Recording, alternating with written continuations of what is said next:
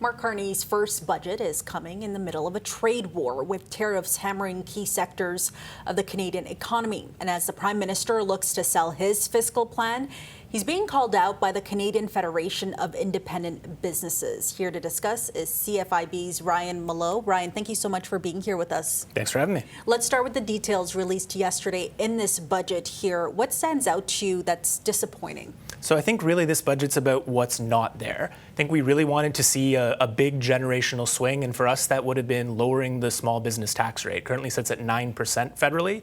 There's room to move it down. That's what we wanted to see. Unfortunately, no real action there, and not a lot of programs that dedicated to delivering cost relief that small businesses are seeking. And the measures you just mentioned here, how would that help small businesses as well as consumers? So I think if we were to see that tax rate lowered, it would allow businesses to keep more of the money they're earning. That's more money to invest in employees, in operations, in technologies, and ultimately that helps on the price side for the consumers. There were some good things that CFIB mentioned that came out of this budget here. What were you pleased to see? Yeah, so I think the marquee measure for small businesses was around changes to the capital cost allowance, and that will allow businesses to free up cash flow when they're making investments. Again, that's a positive thing. Cash flow is really tight right now with all the tariffs and costs, so that's a positive. The other big one, while it wasn't in the budget, we were able to confirm is that there are still $600 million in carbon tax rebates coming to small businesses that will come by the end of the year. That'll be a positive cash injection in those businesses when they very much need it. So you have the budget on one hand,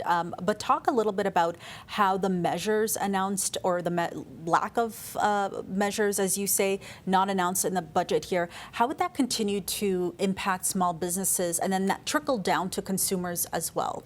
Yeah, so the reality is, with all of the tariff and trade uncertainty, with the reality of coming off of the 5 years that we have had, small businesses don't have a lot of wiggle room. There's a ton of cost pressure. We have seen consumer demand amongst our businesses crater. That's been true for the last 2 years. At this point, there's a lot of pressure on businesses, and that means difficult decisions. Can I stay open? Can I maintain my hours? Can I maintain my staff?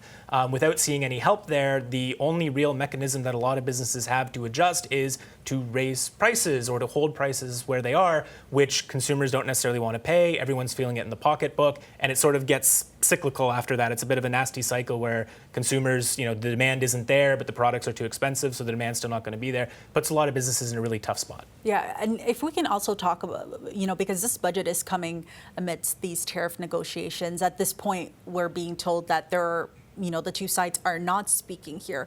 Day to day, is this a sustainable model for your businesses as these talks are on and off? So I think if you were to sum up 2025 in a year for small businesses, sum up the year in a word for small businesses, it would be uncertainty. And this uncertainty has put an immense amount of pressure on them throughout the economy. We hear news about tariffs, threats of more, they get pulled back, they get changed up. It's a lot to try to track and follow.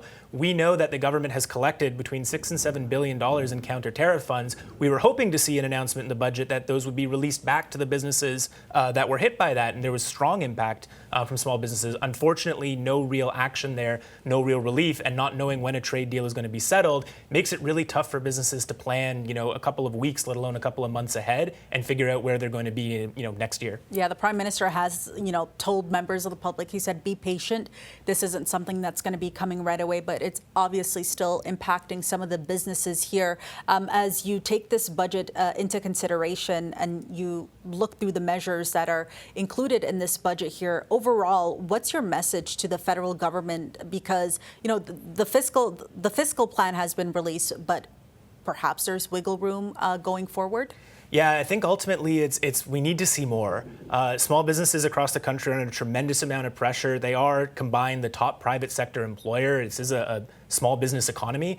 We want to see the government take more action that provides direct cost relief. And again, lowering taxes, cutting through red tape, cutting fees, all of that frees up capital inside the business. It frees up time inside the business that will allow business owners getting back to what they do best. That's hiring Canadians, growing our economy. Okay, Ryan Mallough, thank you so much for being with us today. Thanks we for having really me. appreciate it. Thank you.